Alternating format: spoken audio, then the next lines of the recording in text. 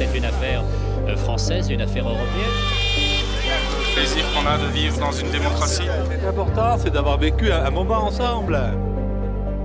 Depuis 1997, dans le pays de Bitche, depuis 2005 à Sarreguemines et Sarralbe, des JRI sillonnent l'arrondissement pour relater l'info locale. Des heures d'archives ont ainsi été enregistrées sur des cassettes, des DVD, des disques durs et des serveurs. La mémoire audiovisuelle du territoire.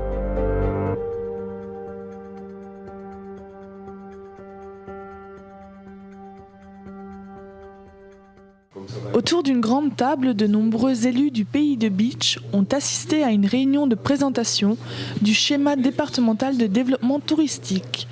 Le président du comité départemental du tourisme, accompagné d'une délégation du conseil général, ont annoncé les mesures de développement à entreprendre dans les 5 prochaines années.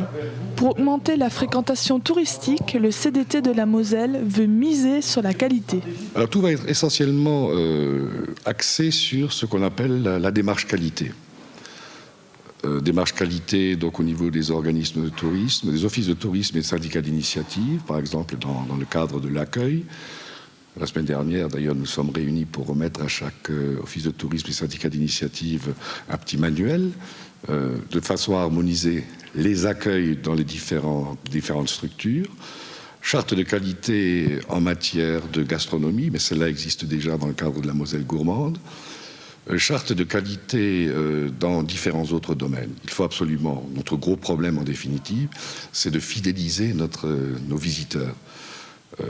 La Moselle est trop souvent considérée comme un simple lieu de passage. Il est bien évident que nous avons des efforts à fournir, notamment pour fidéliser notre clientèle et aussi pour appeler de la clientèle de l'extérieur. Je parle en particulier de nos voisins belges, néerlandais et éventuellement allemands. Un bilan de ces 5 dernières années démontre que la fréquentation mosellane est en hausse. Pour les 5 prochaines années, la Moselle veut offrir une autre image et balayer celle d'un département froid et ennuyeux. La Moselle, c'était quoi? C'était le bassin houiller, c'était la sidérurgie et c'était des militaires. Vous en avez encore quelques-uns, je crois, à Bitche. Mais enfin, c'est ça.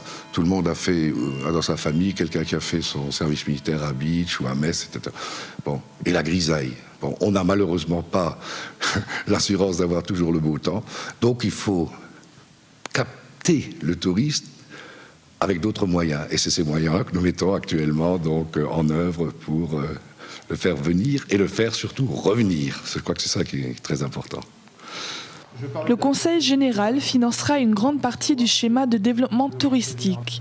L'avenir se dessine en couleurs. Dans le pays de Bitche, les atouts sont misés sur la réouverture du Simserhof et sur l'action des habitants quant au fleurissement, à l'hébergement et l'accueil.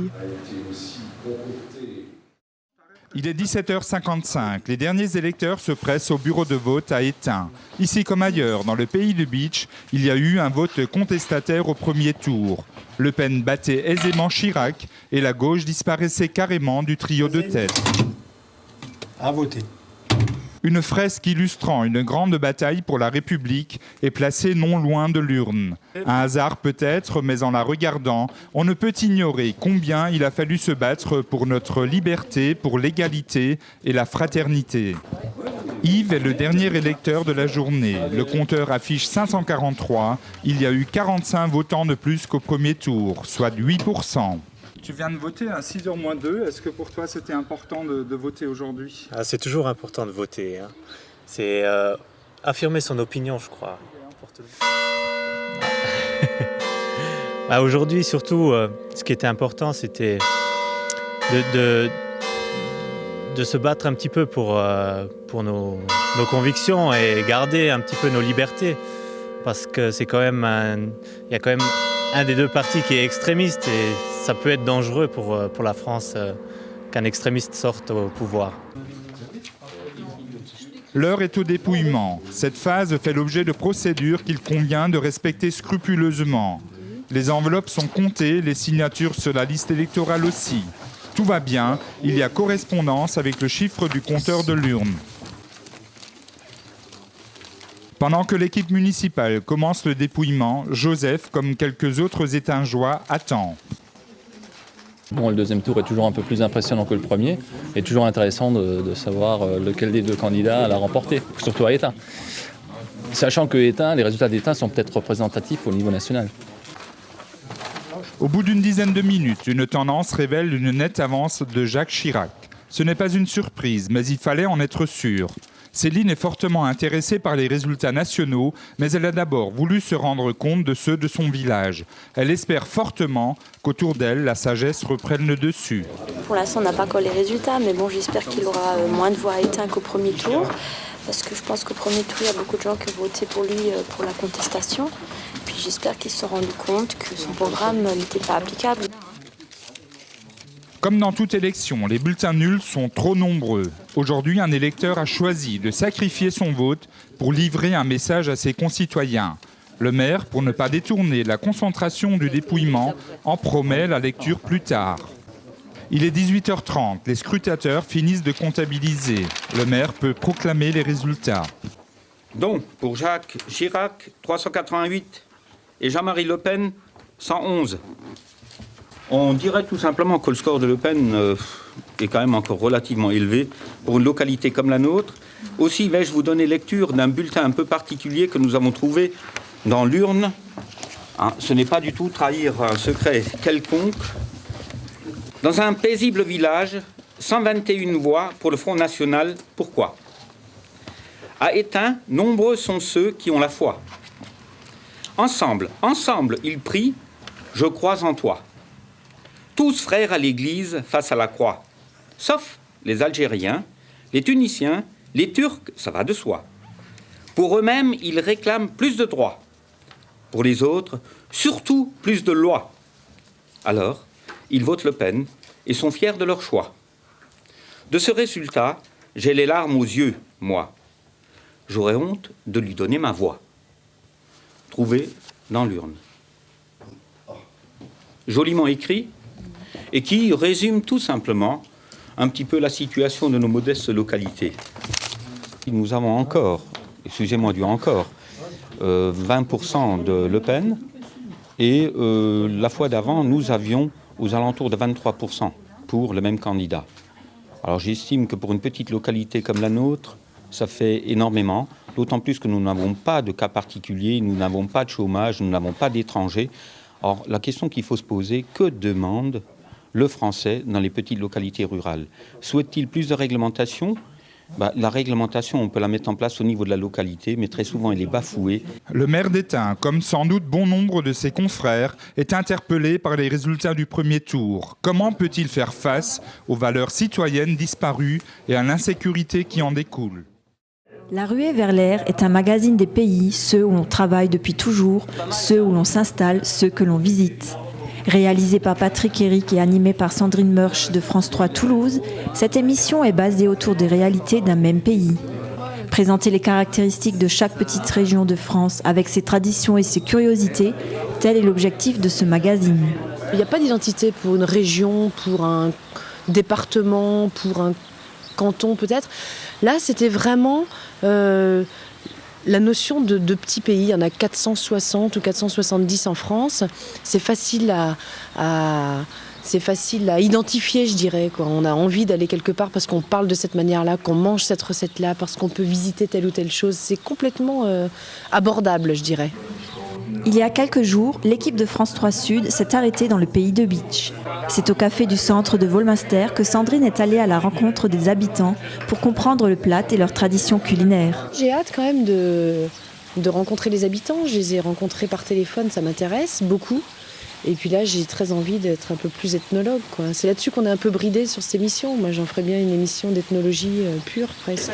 Chaque semaine, l'animatrice et son équipe rencontrent dans leur décor ceux qui animent ou réinventent les campagnes et donnent envie d'y courir. Les sensations qu'on peut avoir, on essaie de les transmettre à l'image, quoi.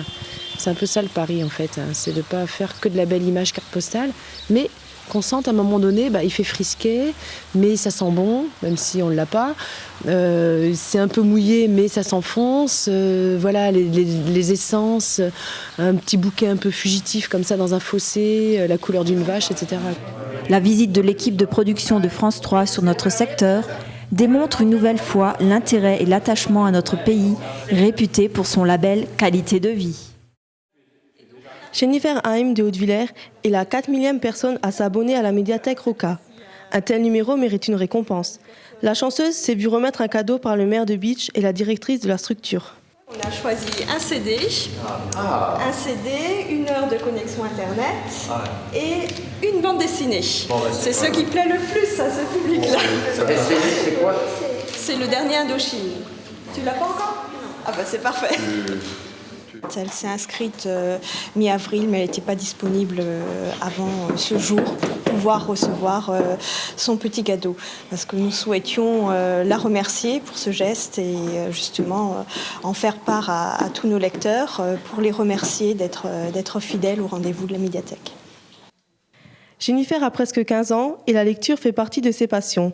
Elle compte se rendre au moins une fois par semaine à la médiathèque pour emprunter un livre. Qu'est-ce qui te plaît ici ? Tout, les livres surtout. Les livres, la littérature. Sur les 4000 abonnés inscrits, seulement 2500 fréquentent régulièrement la médiathèque. Un chiffre motivant, mais encore insuffisant pour Edmond Stenger.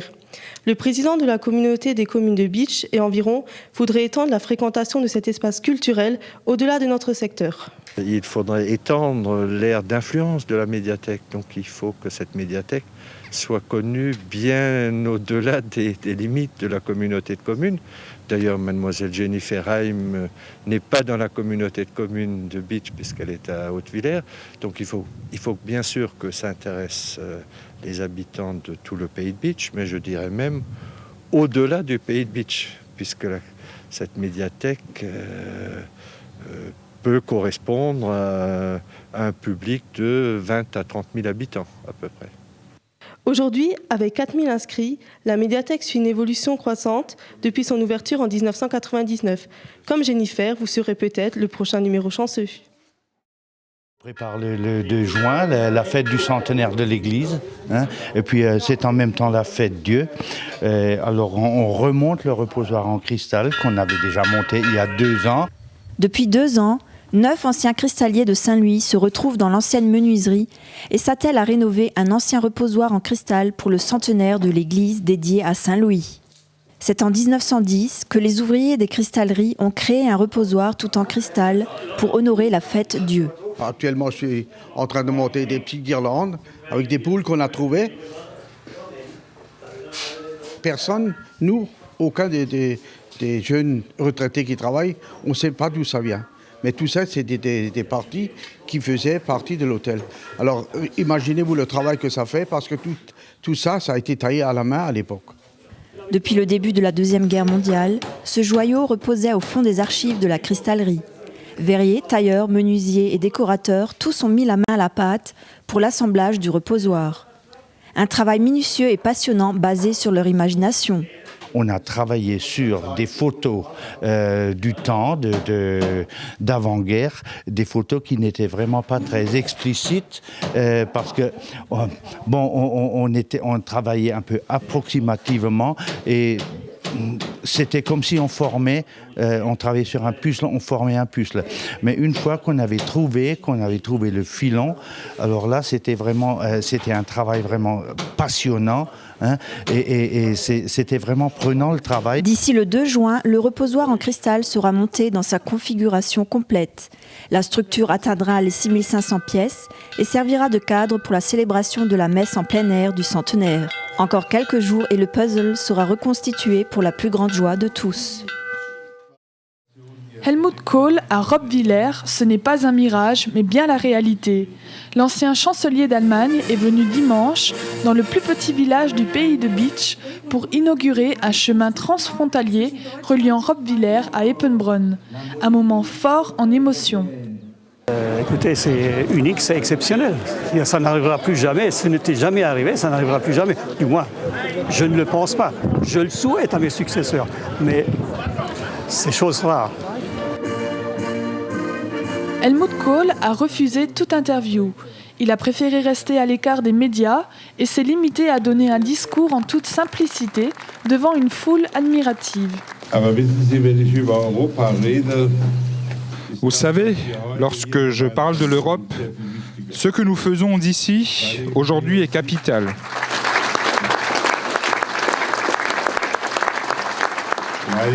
Parce que ce n'est pas une rencontre au sommet, mais une rencontre entre les habitants.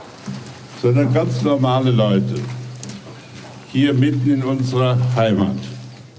Ici, nous sommes dans notre patrie, de part et d'autre de la frontière, au centre de l'Europe, du moins dans une des plus belles régions de l'Europe, ce que beaucoup de gens ignorent.